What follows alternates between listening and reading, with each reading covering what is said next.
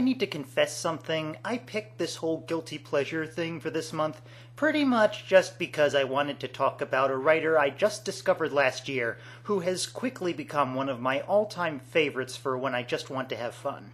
His name is Matthew Reilly, and he's pretty much the literary equivalent of Stephen Sommers, by which I mean there are some directors of mindless action movies, most notably Michael Bay, who have irritating pretensions that they're doing more than giving us junk food. Stephen Sommers, on the other hand, knows exactly what he's doing, and if you listen to any of his commentaries, it's clear that he has no problem mocking his own work. Matthew Reilly is the same way. He wants nothing more than to give you a fun ride, and he knows very well how to do that. Here's a few sample plots from Reilly's books. A doctor is forced into gladiator combat with a bunch of aliens in the New York Public Library. A special forces squad has to fight off other special forces from a bunch of different countries in an Antarctic research station.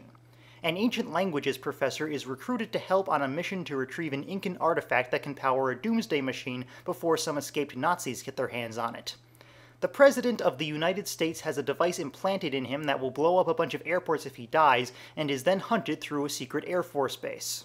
It doesn't exactly scream great literature, but they're all a lot better than they probably sound, precisely because of Reilly's complete lack of pretension. He describes his books as being like stripped-down sports cars, where the plot is nothing more than a device to get us from one action scene to the next, with minimal time spent in between. Leave aside any expectations you might have of being lectured from the work of someone like Michael Crichton or Dan Brown. You will not need them here. And yet, paradoxically, I have found myself getting genuinely engaged with all the heroes in each of his books that I've read. For all that he rushes through the non-action bits of a story, he has a real gift of giving us character development during action scenes, building up a genuine sense of camaraderie between the heroes so that when one dies, as some inevitably always do, you genuinely feel that loss and want to see the people responsible get punished. And boy, do they. One of the things I find most irritating in fiction, as people who have watched my Lost videos will know, is when a writer tries really hard to build up our hatred for a character and then wimps out on their comeuppance.